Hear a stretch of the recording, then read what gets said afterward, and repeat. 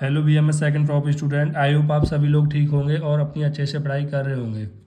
तो आज की वीडियो में हम देखने वाले हैं अगतंत्र के बारे में। अगतंत्र के अंदर हम देखने वाले हैं चैप्टर नंबर 8, जिसका नाम है थेरापेटिक यूटिलिटी ऑफ अगध योग।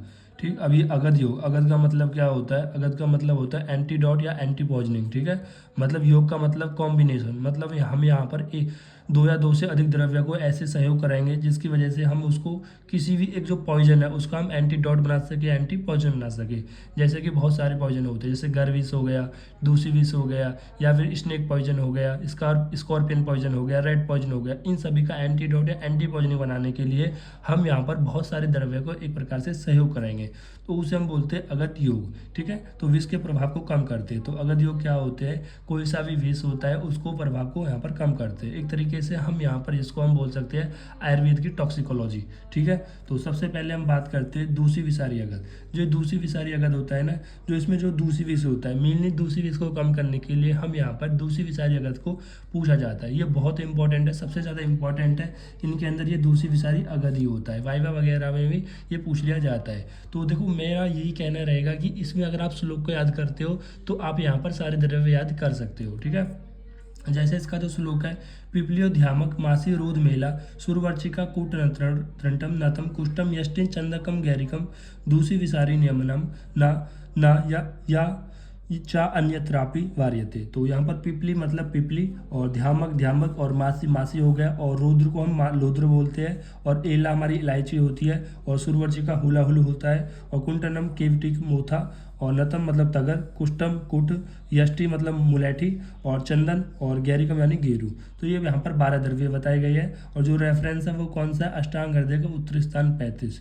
ठीक है, तो ये रेफरेंस भी आपको ध्यान रखना है। ठीक, देखो पहले तो ये ऐसे स्पेसिफिक टॉपिक करके नहीं दिए गए थे जब आपका CCIM सिलेबस था।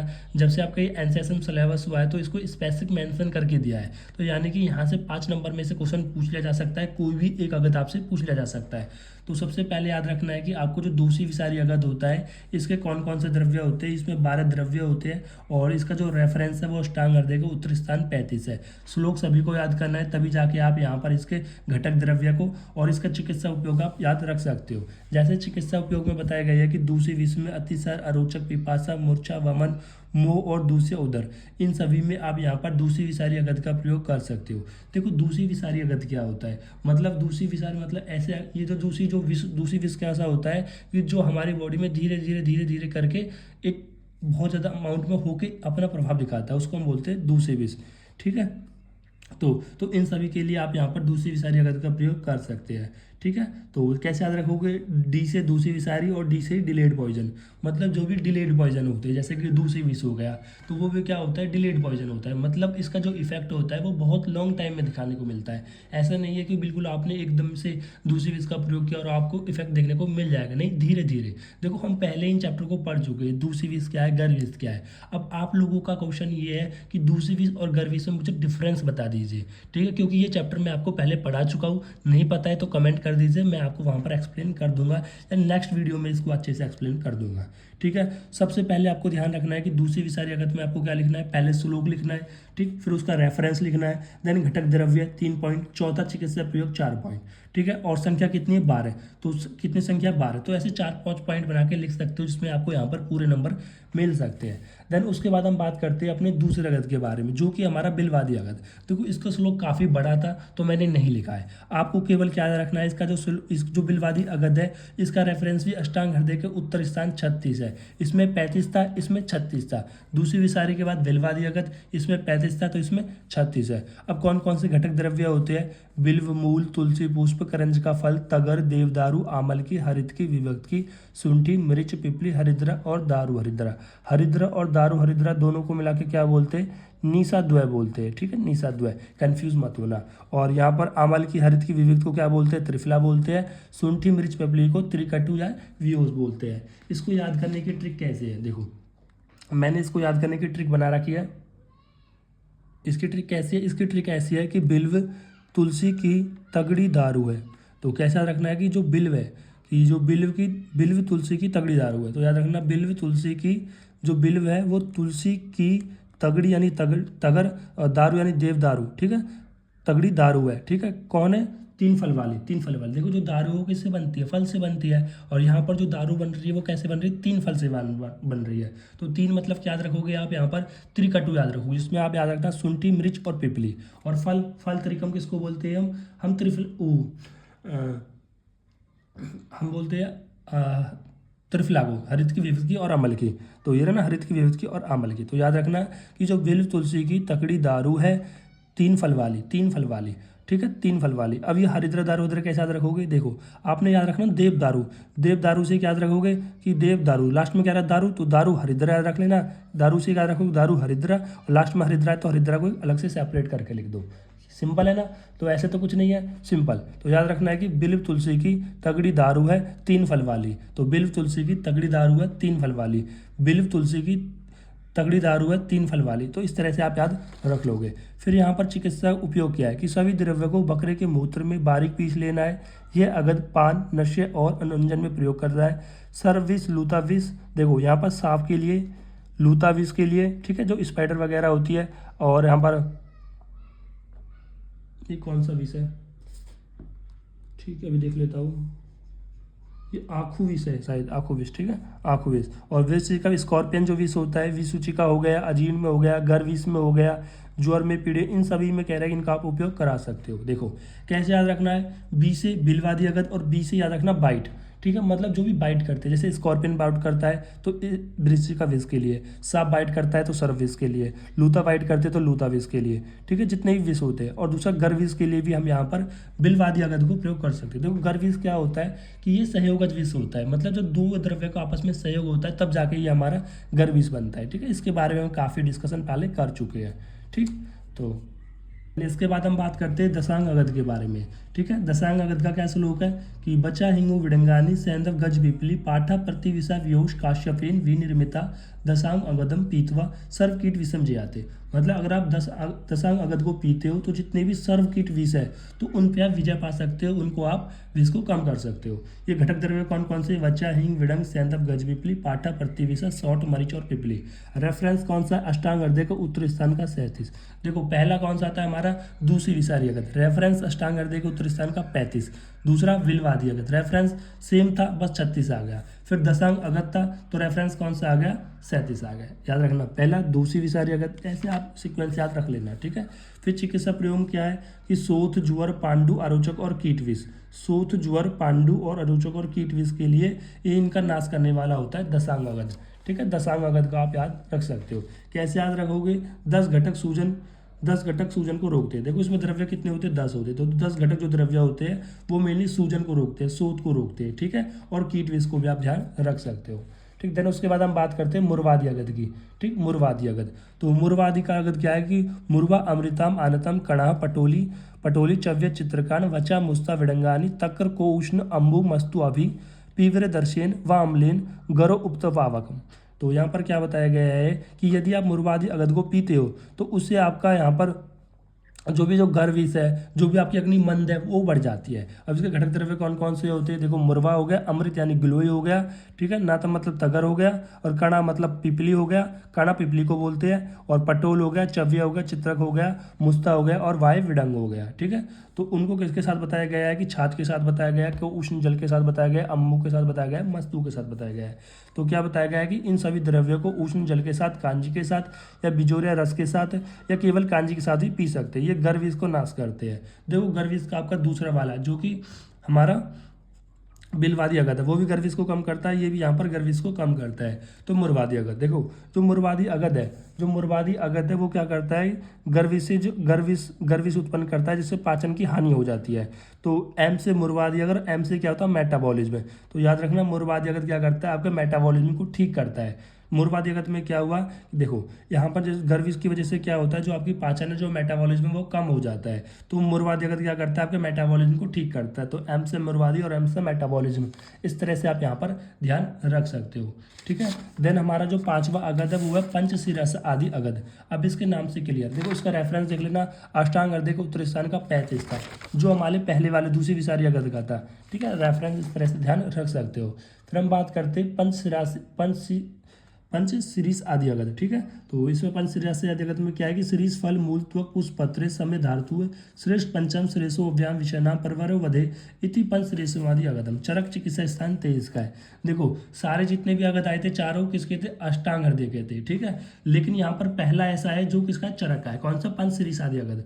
तो इसमें क्या है कि शीर्ष का फल, शीर्ष एक द्रव्य होता है जिसका फल लेना है, जिसकी मूल लेनी है, जिसकी त्वक लेनी है, जिसकी पुष्प लेनी है, जिसकी पत्ती लेनी है। इन सभी को समान मात्रा में लेना है और घी के साथ मिलाना है और उसका फिर प्रयोग करना है, ठीक है। इसका चिकित्सा उपयोग कहाँ पर है, प्रभाव के कारण कार्य करता है, मतलब ये त्रिदोष शामक होता है। कीट विषयों में इसका प्रयोग कर सकते हो, सभी प्रकार के विषयों में आप पंच शीर्ष आदि अगध का प्रयोग कर सकते हो। तो कैसा रखना कि पंच में पंच शीर्ष के भाव, तो यहाँ पर पंच शीर्ष मतलब पंच शीर्ष नाम से क्लियर है कि पांचों का कह रहा है कि आपको 5 शीर्ष लेनी है। कौन कौन सी, कि फल मूल त्वक पुष्प पत्र, फल मूल त्वक पुष्प पत्र, ठीक है, इस तरह से। फिर हमारा आचार्य चरक ने एक और हमारा महाकषाय बताया है, विषगन महाकषाय बताया है। तो मतलब विष को कम करने के लिए यहाँ पर एक महाकषाय बताया है, विषगन महाकषाय, जो कि चरक सूत्र स्थान 4 में षड्विवेचन 87 अध्याय के अंदर बताया गया था, जिसके अंदर 10 द्रव्य बताए गए थे। यदि आप इन 10 द्रव्यों का प्रयोग करते हो कि जो भी विष है उस विष को कम करने में यहाँ पर ये हेल्पफुल होते हैं। उन द्रव्यों का नाम देखते हैं, हरिद्रा मंजिष्ठा सुबह एला पालंदी चंदनम कतकम श्रीसम सिंधुवार और श्लेषमतकम, ठीक है। तो इनका कर्म क्या होता है, ये विषगन महाकषाय होते हैं जो विषनाशक प्रभाव को कम करते हैं। कैसे याद करोगे कि तो विषहरि याद रखना, विषहरि। तो विषहरि क्या करता है, मजे में सुबह उठता है, एला को पालता है। देखो विषहरि क्या करते हैं, देखो विषहरि कोई व्यक्ति है जो मजे से सुबह को उठता है और एला को पालता है। एला को पाल के क्या करता है कि उसको चंदन कतक मतलब चंदन करता है, ठीक है। चंदन करता है कहाँ पर, शीर्ष पे करता है, शीर्ष मतलब वो चेहरे पे करता है। और किसका चंदन करता है, सिंधु का चंदन करता है। कैसे करता है, श्लेष्म तक से करता है। श्लेष्म कोई औजार है जिससे करते हैं, जैसे आपने देखा होगा ना, कोई द्रव्य ऐसे किसी कोई ऐसे करता, कोई सिक्के से करता है, ठीक है, कोई ऐसे पेन से करता है, इस तरह से। तो याद रखना कि जो विषहरि है वो मजे से सुबह को उठता है और एला को पालता है। एला को पाल के उसके चंदन करता है, ठीक है। चंदन कहाँ पे करता है, चंदन करता है शीर्ष पे। किससे का चंदन करता है, सिंधु का चंदन करता है। कैसे करता है, श्लेष में करता है। तो इस तरह से आप विषगन महाकषाय को याद रख सकते हो। फिर आता है हमारा एकसारगण। देखो जो एकसारगण है वो किसने बताया था, आचार्य सुश्रुत ने बताया था। तो इसका जो रेफरेंस है वो सर्वदष्ट विष चिकित्सा आचार्य सुश्रुत ने ये बताया गया है, ठीक है। तो इसके अंदर 19 औषधियों का समूह होता है, जिनके अंदर से जो 18 औषधियाँ है वो वनस्पतिक मूल है, जबकि एक जो है वो कृष्ण मृत्तिका है, ठीक है, काली मिट्टी है। तो विष की स्थिति या रोगी में होने वाले लक्षण के आधार पर उपयोग कर सकते हैं एकल औषधियों को, ठीक है। ठीक, तो इन्होंने क्या बताया गया है कि जब भी कोई विष की स्थिति है, मतलब किसी व्यक्ति को कोई विष लग जाता है या विष उसका प्रभाव देखने को मिलता है, तो उस केस में उस रोगी के लक्षण के आधार पर जो ये द्रव्य बताए गए हैं उनको आप एक सिंगल द्रव्य का यूज़ कर सकते हो, कि 2 द्रव्य का यूज़ कर सकते हो, या 3 से ज़्यादा द्रव्य का भी उपयोग कर सकते हो, ठीक है। तो इन द्रव्यों के नाम क्या क्या होते हैं, कटवी, निर्गुंडी, बाकुची, वरुण, कुष्ठ, सर्पगंधा, सप्तला, पुनर्नवा, शीरीष, आरवगत, श्यामा, अर्क, अम्बष्टम, विडंग, अस्मंतक, भूमि, कुर्वक, चोरक और आम्र, ठीक है। तो ये 19 द्रव्य बताए गए हैं। आचार्य सुश्रुत ने बताया है जिस भी व्यक्ति को विष हो, विष कैसा भी प्रकार का हो, चाहे सहयोग, चाहे गर विष हो, चाहे दूसरी विष हो, चाहे हमारे किसी भी एनिमल का विष हो, कोई भी विष हो, तो उनमें आप एक या एक से ज़्यादा द्रव्य का प्रयोग कर सकते हो। कैसे करोगे, लक्षणों के आधार पर करोगे। अगर लक्षण ज़्यादा देखने को मिल रहे हैं तो एक से ज़्यादा द्रव्य ले लेना, लक्षण कम मिल रहे हैं तो एक से कम द्रव्य ले लेना, ठीक है। तो इसकी ट्रिक क्या बना रखी है मैंने, इसकी ट्रिक बना रखी है थोड़ी सी, देखो देखो जो कटवी, निर्गुंडी, बकचोदी, वरुण से, देखो जो कटवी, निर्गुंडी, बकचोदी करती है वरुण से, तो याद रखना जो कटवी, निर्गुंडी है वो बकचोदी करती है वरुण से। क्यों बकचोदी कर रही है, क्योंकि जो भूमि आम की चोरी करता आया है वो पुनः पुनः, देखो जो कटवी, निर्गुंडी है वो बकचोदी वरुण से क्यों कर रही है, क्योंकि जो वरुण है ना वो बार बार जो भूमि आम है, भूमि आम की चोरी करता आया है पुनः पुनः, मतलब बार बार। तो कटवी मतलब कटवी, निर्गुंडी मतलब निर्गुंडी, बकचोदी मतलब बाकुची, वरुण मतलब वरुण से मतलब सर्पगंधा, सप्तला, श्यामा, क्योंकि मतलब कुर्बुक, भूमि आम्र मतलब भूमि, और आम्र की मतलब कुष्ठ, चोरी मतलब चोरक, ठीक है। और आया मतलब आया से 4 चीज हो जाएगी, आरकवध, अर्क, अम्बष्टम, अस्मंतकम, और वो से विडंग हो जाएगा, पुनः मतलब पुनर्नवा हो जाएगा। तो इस तरह से आप ध्यान रख सकते हो। एक बार मैं फिर से रिकैप करा देता हूँ। आपका जो चैप्टर नंबर 8 है उसका नाम क्या है, थेरापेटिक यूटिलिटी ऑफ अगध योग। अगध योग क्या होते हैं, मतलब ऐसा कॉम्बिनेशन में हम द्रव्य बनाते हैं जिसकी वजह से जो भी विष के प्रभाव को वो कम कर देते हैं। जिसमें हम 5 मेनली देखे, पहला दूसरी विषारी अगध देखा। जो दूसरी विषारी अगध होता है वो जो डिलेड पॉइजन होते हैं, डिलेड पॉइजन मतलब जो दूसरी विष के जो पॉइजन होते हैं इन पे इफेक्ट देखने को दूसरी विषारी अगध का मिलता है। श्लोक आपको याद रख लेना है तो आप द्रव्य याद रख सकते हो। विलवादी अगध, अब विलवादी अगध मतलब वैसे विल और बी से ही क्या हो जाएगा बाइट, मतलब ऐसे एनिमल जो बाइट करने वाले हो, स्कॉर्पियन हो गया, रैट हो गया, ठीक है, और लूता हो गई, ये सब चीज़ जो भी बाइट करने वाले होते हैं। अगर ऐसा कोई बाइट करता है तो आप हम कहीं ना कहीं विलवादी अगध का प्रयोग करोगे, ठीक है। देन उसके बाद दशांग अगध, दशांग अगध के अंदर क्या होता है कि जो मेनली सूजन के लिए, जैसे किसी ने बाइट करा है और बहुत ज़्यादा स्वेलिंग आ गई है तो स्वेलिंग को कम करने के लिए तो वहाँ पर आप दशांग अगध का प्रयोग कर सकते हो। फिर आता है मुरवादी अगध, मुरवादी अगध कैसा करता है, एम से मुरवादी, एम से मेटाबॉलिज्म, मतलब ऐसा विष जिसकी वजह से जो आपका मेटाबॉलिज्म है वो कम हो गया है। कौन से विष की वजह से होता है, गर्भ विष की वजह से आपका मेटाबॉलिज्म की हानि हो जाती है, तो मेटाबॉलिज्म को बढ़ाने के लिए यहाँ पर आप मुरवादी अगध का प्रयोग कर सकते हो। देन उसके बाद आता है हमारे पास पंचशीर्षादी अगध। अब पंचशीर्षादी अगध में क्या होता है, 5 चीज़ों का होता है कि शीर्ष के फल, शीर्ष की मूल, शीर्ष की त्वक, शीर्ष के पुष्प, शीर्ष के पत्र, सभी चीज़ों को समान मात्रा में लेके आपको घी के साथ मिला के आपको ले लेना है। और ये कैसा होगा, त्रिदोष शामक होगा, प्रभाव को कारण करता है, कीट विष को नाश करता है, सभी प्रकार के विष का नाश करता है, ठीक है। फिर आता है विषगन महाकषाय। फिर आचार्य चरक ने विषगन महाकषाय के बारे में बताया कि उन्होंने बताया कि 10 ऐसे भी द्रव्य होते हैं जो विष को कम करते हैं। कैसे विष को कम, सभी प्रकार के विष को कम करते हैं। कैसे याद रखना है कि जो विष हरी है वो मजे से सुबह को उठता है, एला को पालता है और एला को पालने के बाद उसको चंदन करता है। कहाँ पर चंदन करता है, शीर्ष पे चंदन करता है। किसका करता है, सिंधुवार का करता है, श्रीलिष्ट मृतक से करता है, ठीक है।